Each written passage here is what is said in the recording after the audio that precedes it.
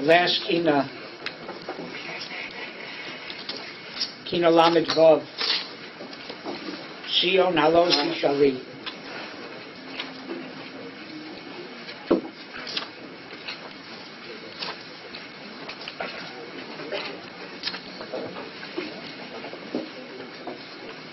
Page 97. This Kina will coordinate the Chet HaMeraglim, speaks about Sion, Eretz Yisrael. The Chet HaMeraglim was Moasu Be'eretz Chemda. What does that mean? Chemda has two meanings. The Sfarim explained that a Dover Chamud is not because a person is attracted to it, but because the thing itself intrinsically is a desirable thing. It's an Indian of being Matir Malas Eretz Yisrael. What they did was Dibas HaAretz. They attributed Eretz Yisrael to not being a Dover Chamud, just the opposite, to being something negative. There's an Isser to speak Lashon Hara about Eretz Yisrael. Even the Rabbeinu, the Ben Yehoyada says, even to speak badly about the weather in Eretz Yisrael. He brings a raya from the Gemara in Ksubas. The Gemara says that Rav Ami and Rav Asi used to, in the summer, move their base medrash from the sun to the shade, and in the winter from the shade to the sun, so the Talmidim shouldn't complain about the weather. That means that they took an entire base medrash, Vatal Talmud Torah. It takes time to move people from one place to the other, but it was kedai just that they shouldn't speak badly about Eretz Yisrael. Others say it wasn't that they shouldn't speak badly, but they should speak nicely about Eretz Yisrael and say how nice the weather is. What does that mean? It means that you can complain about things in Eretz Yisrael. There's a lot of things to complain about. But don't blame the land. It's not a land that the weather's no good. It's not a land that brings up people who are mechutzafim. It's not a problem of the land. It's a problem with the people, with the politics, whatever. If we would be Zoch, it says, Eretz Yisrael's Eretz Ashelo Sechzar Kol Bo. Nothing here is missing. Now today, maybe that's true. But when I came to Eretz Yisrael 33 years ago, there were a lot of things missing. They didn't have mayonnaise that was right to be called mayonnaise, or some kind of dribbling kind of thing. They didn't have Skippy peanut butter. They had something that was a pure excuse for peanut butter. They didn't have Star-Kissed tuna, right? They had something that was a poor excuse for tuna. And so too a million other things. So today you could say it's Eretz Ashelo Sechzar Kol Bo. But then, the Maisa with Rav Shimon Bar Yochai, he had a Talmud in his kollel who left Eretz Yisrael, went to Chutz La'aretz and became rich. Came back to Eretz Yisrael and showed off his wealth to the other Avrechim. So they said, this is a good idea. We should all go to Chutz La'aretz and become rich and come back. So Rav Shimon Bar Yochai saw he's losing his kollel. So he told them, look, we're going on a tiyul. Took him out to a big valley, and he said, Bika, Bika, Tamole, Kesef Izov. And the valley filled up with golden coins. He said, you want money? You don't have to go to Chutz La'aretz to get money. Eretz Yisrael can provide you all the money you need. Go and take. So they all ran to grab. He said, wait a second. Take a little notebook with you and record every pruta that you take, because later on they're going to take it off your Olam Haba, and you want to make sure they don't take off too much. You have a record of what you took. They all decided to go back to the kollel. Eretz Ashelo Sechzar Kol Bo means it's not missing anything you need for your Avodas Hashem. And if it's not there, maybe you don't need it. And if it's not there and you do need it, maybe it's not Eretz Yisrael's problem. It's because you don't deserve to have it here. So you can't blame the land. Speaking Dibas HaAretz is to blame the land for the negatives. It's not the land's fault. The land is an Eretz Ashelo Sechzar Kol Bo. And if something's missing, either you don't need it, or it's your problem, not the problem of the land. Another idea of Eretz Chemda The Rambam says the Isra of Osach mode is only if in the end you actually get the thing. In other words, you put in a tremendous amount of shtadlus, and in the end you force the person basically to sell it to you, to give it to you, whatever it may be. Yet the Rambam says that Osach mode is a lav shein bo ma'isa. Well, the idea is that Osach mode is wanting something. But if you don't really put in an effort to really get it, how much did you want it? So the fact that you put in the effort and eventually got it is only a siman that you really wanted it. That's the issue. The issue is not stam wanting a little bit, it's wanting it a lot. How do we know if you wanted a lot? If you put in the effort and you got it. Then you get malchus. That was the problem of Ma'imosu be'eretz chemda. They came and they said, Eretz Yisrael's Eretz Ocheles Yoshveha. Some say what it means is that if you're a visitor here, you're a tourist, you can be very nicely in Eretz Yisrael. But it's Ocheles Yoshveha. The people who live here, those are the people who are eaten up by Eretz Yisrael. The Maharsha says, what did they bring back from Eretz Yisrael, the Meraglim? They brought back Ta'anim, and rimon and grapes. What didn't they bring back? Shchita, Sa'ora, right, Tamorim, and Shemen. Why? What's the difference? Those last four things are staples of life. The other things are desserts, right? They're nice grapes and nice figs. You don't live on grapes and figs, but they're nice dessert. That's what the Meraglim said. It's not a place you can live. It's not an Eretz Chemda. It's not a place you can put into practice. It's a nice place to go, take your slides, bring them back to Chutz La'aretz, show them to all your friends. Right? It's a nice place to visit. It's a nice place to eat dessert. But the staples of life are missing there. It's not a land that you can put into practice. That was the Chet HaMeraglim. Vayimosu Eretz Chemda. It's like Disney World. Nobody lives in Disney World. You go and visit. Right? It's a nice place to go for a visit, for a vacation. But it's not a place to live. That's what they thought of Eretz Yisrael. Eretz Yisrael is a nice place to visit, but not a nice place to live. That was the problem. The Ramat, Moshe Cordovero says, we're going to say soon in Elul, Achas Shoalti Meis Hashem. He says Achas is what? Eretz Yisrael is the Aleph, the Ches is Chai Olam Haba, and the Tov is Torah. Eretz Yisrael is Mamish, the place where you can feel Olam Haba. Ibn Ezra says, a person is Koneh Chelik in Eretz Yisrael, is Koneh Chelik be Olam Haba. And therefore you have a tremendous connection to the Rabbanu Shalom in Eretz Yisrael, and that is what gives you the feeling of Kinyan Olam Haba. How do you do it? Through Torah. So the Aleph is Eretz Yisrael, that's the place to be able to get the feeling. How you put that feeling into practice is the top on the other end, and the middle is what you gain from both of those things, is Chai Olam Haba. That's what it means, Tova Ha'aretz Ma'od Ma'od. One Ma'od, it says in Kriya Shema, Ma'odecha is Ma'odcha, your physical, material possessions. And the other Ma'od is B'chol Mido Mido HaKadosh Baruch Hu Modedecha. Eretz Yisrael is good in both ways. It's Tova Ha'aretz Ma'od Ma'od. It's good materially, and it's also good for you spiritually. Sfarim say, the Ramban says, the Iker mitzvahs are only in Eretz Yisrael. The Shurei Das explains in Eretz Yisrael, the mitzvah itself is intrinsically beneficial, and the Aveira intrinsically detrimental, and there's also a tzibui of the Melech. In Chutz La'aretz, you have a tzibui of the Melech to keep it when you're there. But the effect of the mitzvah, the Aveira, isn't in its intense way in Chutz La'aretz. In Eretz Yisrael, the Hashgacha comes directly from HaKadosh Baruch Hu. In Chutz La'aretz, it comes through Sarah. That's why it says a person who lives in Chutz La'aretz is Kilo over that with a Zara. Because his whole Hashpah comes only indirectly through intermediaries.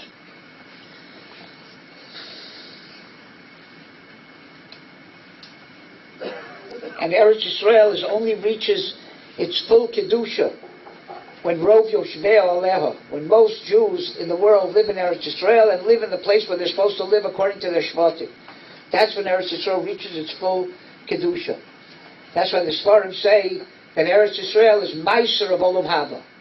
Because here there were 31 kings, and Ohel Haba is 310 alamos. So 31 is the Meiser of those 310. The Meiser of Ohel Haba is in this world.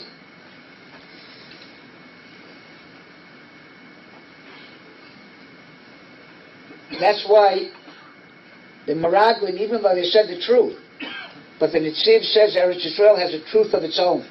You have to know how to look at it properly to be able to really understand what is here. What they saw as negative was really positive. But you have to be able to see the truth of Eretz Yisrael the same way. Reb Yonason Eibshitz in Avos Yonason says that the final Nisayan of Golus is going to be to negate what the Meraglim did. They didn't want to go to Eretz Yisrael. They were afraid that it would mean their demise. And she says, before Mashiach comes, Klal Yisrael will return to Eretz Yisrael. Before Mashiach comes. And there'll be a Yishuv here in Eretz Yisrael. There'll be a lot of tzaras. And the Nisayan is, will we stay or will we leave because of the tzaras? And if we stay, then we are mivavatol the Chet HaMeraglim and enable the Mashiach to come. That's the Rav Yonason Eibshitz. So yes, I'll tell you a personal ma'aseh. When I first came to Eretz Yisrael, I was here maybe about 6-7 months, and there were all the yishuv difficulties that come up. Some things that are comical, and some things not so comical. Everybody's familiar with them if you weren't born here. And one day I was giving a shiur at night in Tel Aviv. In those days, there were no buses to Matityahu. There come out no roads to Matityahu. I had a van, and I wanted to come home. It was about 10 o'clock at night, and I stopped in a gas station because I didn't have enough gas to get home. So I'm waiting, and I figured maybe it's self-service. So I got out and took the pump and started to take it out and put it in my car. And the guy runs out of the gas station, the attendant. What are you doing? Put that back. I said, okay, if you want to, you can give me the gas. He said, no, we can't give you any gas. I said, don't you listen to the radio? He said, we're on strike. There's a strike from the Histadrut, and we can't sell you gas. I said, what are you talking about? I can't get home. He said, take a cab. I said, there are no cabs. He said, take a bus. I said, there are no buses to Matityahu in the daytime, let alone at night. He said, so take a cab. I said, if I take a cab, I'll be spending half my salary of the year on the cab. So I said, look, sell me enough gas for me to get home. That's all. 1 or 2 liters, whatever. I'll pay you triple what the price is. You'll pocket the money for yourself. So I can't do that. I said, why not? He said, because maybe you are a spy from the Histadrut who wants to see if I will sell gas and I'll lose my license. I said, do I look like a spy from the Histadrut? He said, you can't never tell. I said, okay, so what do you suggest I do? I'm stuck here. He said, you can sleep here overnight, and in the morning at 6 o'clock I can sell you gas. I said, how do you know the strike's going to be over then? He said, that's the way we do it here. We strike till 6 o'clock. Whether we get our way or not, we'll sell you gas at 6 o'clock. Okay, so I went to a payphone. There were no cell phones then. This was 30-something years ago. I went with my asimonim to a payphone, called my wife and told her I'm going to be sleeping in a gas station tonight, trying to convince her that that was really the case. I went back to the gas station. I said, okay, could you show me where I'm supposed to sleep? He said, in your car. I said, I really need permission for you to actually sleep in my car. He said, no, you can park it over here on the end of the gas station, sleep there overnight, 6 o'clock, I'll wake you up, we'll sell you gas, you can get home. I remember getting into the car and saying to myself, that's it. Tomorrow I go to the U.S. Embassy and ask for asylum with my entire family. We are leaving here. There's no way I will stay here another minute in this country. I never had to sleep in a gas station in America, and I'm never going to sleep in a gas station again. And this is it. I'm finished with this place. I must have fallen asleep. About 1 o'clock in the morning I woke up, and I was a little bit calmer. And I said to myself, okay, let's be honest.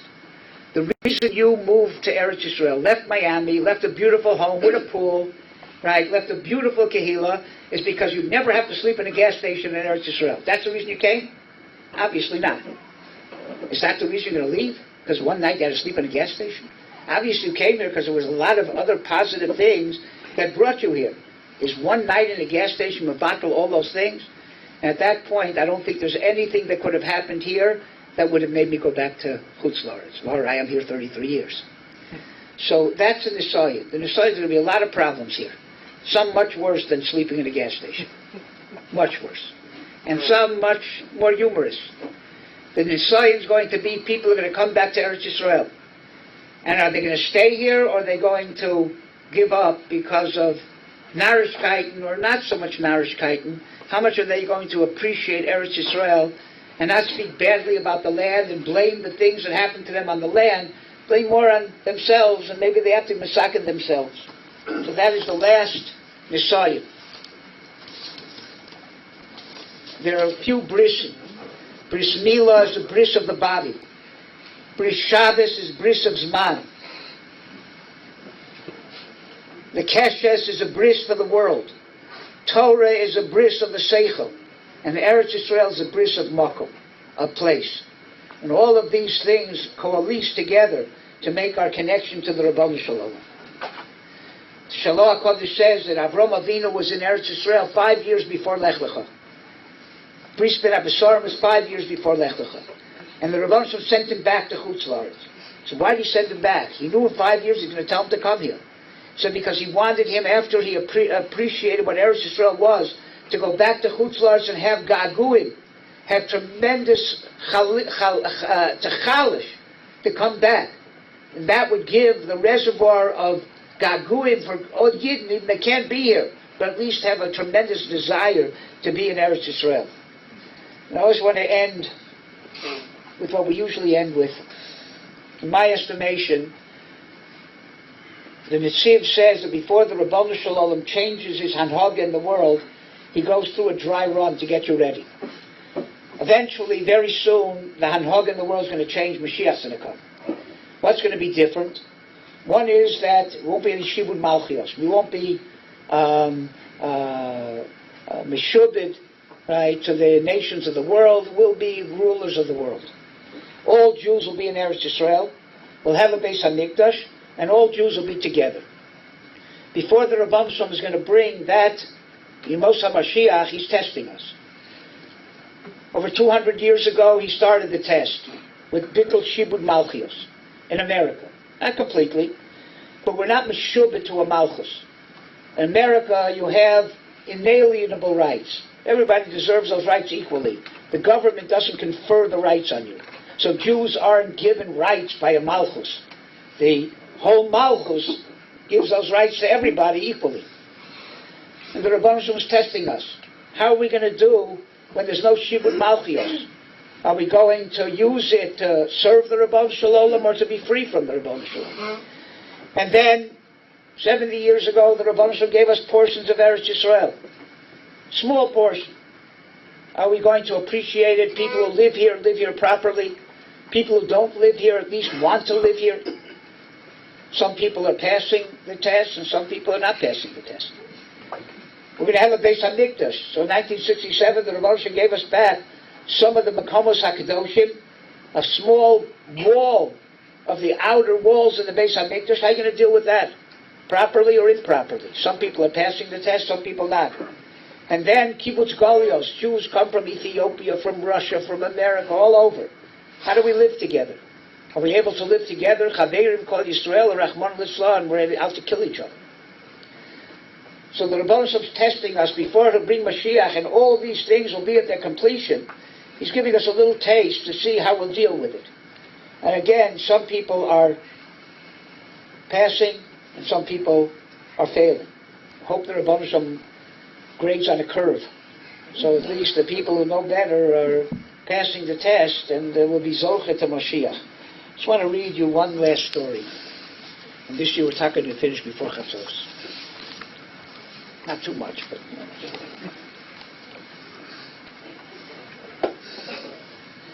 It's a boy, Charlie McCutcheon. boy who was a Holocaust survivor. He lost his parents and his entire family in the Holocaust. And he came to a day school in America, and the boys noticed one very odd thing about Chaim. He always carried around a box of Barton's candy that appeared to be empty. He held it when he davened, he clutched it when he learned, he even had his hand when he went to sleep at night. The boys eyed the box curiously, but Chaim never offered the slightest explanation for his strange behavior. One day during class time, the Rebbe was suddenly called out of the classroom. One boy seized on the bright idea of asking Chaim about his box. "Chaim, let's see what's in the box," he called out. "No," Chaim cradled the box protectively and shrank back. "Come on, show us, Chaim. What are you trying to hide?" And the boys grabbed the box from him, opened it up, and in there was a small piece of soap. And they started to ridicule him. This Chaim was carrying around this box with a piece of soap in it, right, clutching it, whatever. "Look, Rebbe," he grabbed the box and held it out. "Look what the Chaim carries around all the time. Isn't that silly?" The Rebbe took one look inside the box. His face grew suddenly still. "Quiet down, boys." The words were spoken softly, but the boys immediately stilled their laughter and got into their seats. "Chaim," his voice trembled slightly, "is this soap what I think it is?" Chaim swallowed and nodded. His voice was nearly inaudible as he replied, "Yes, it is, Rebbe."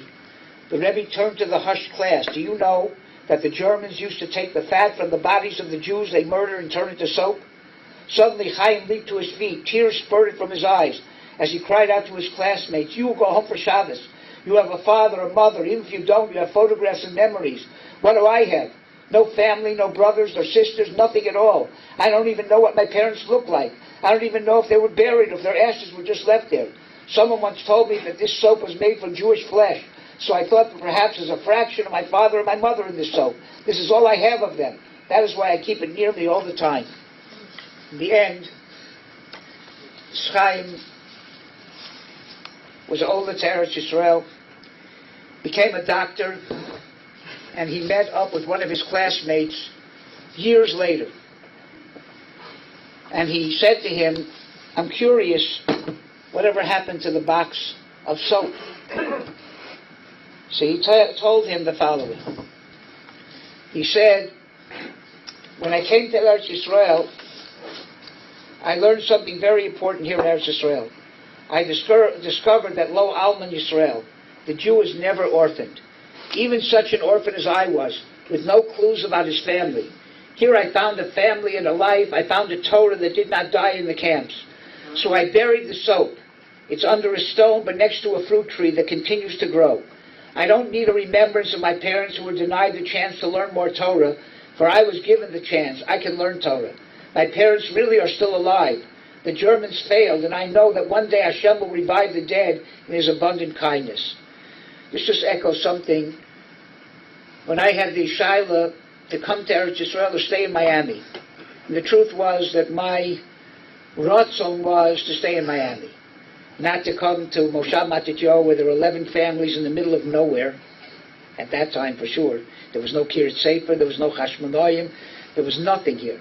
There was Kfarut, Shilat, and not all the stores there. That was all empty land. There was nothing here. It was impossible to get here.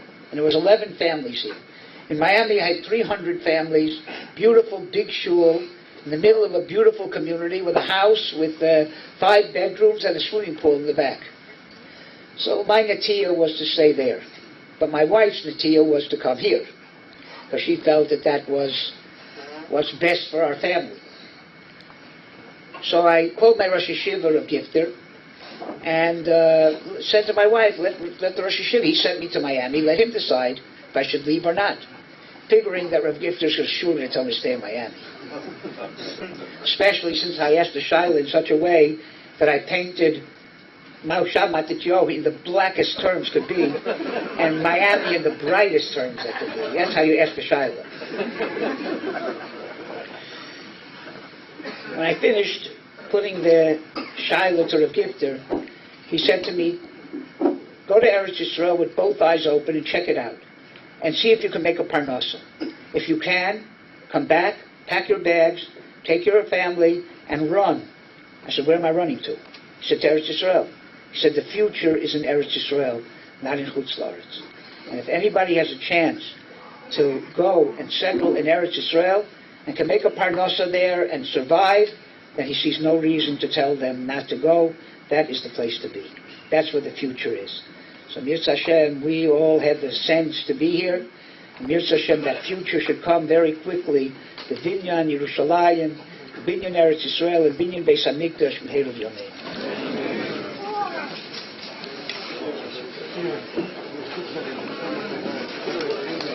This broadcast has been brought to you by Medabrim Communications, broadcasting live from anywhere in Israel.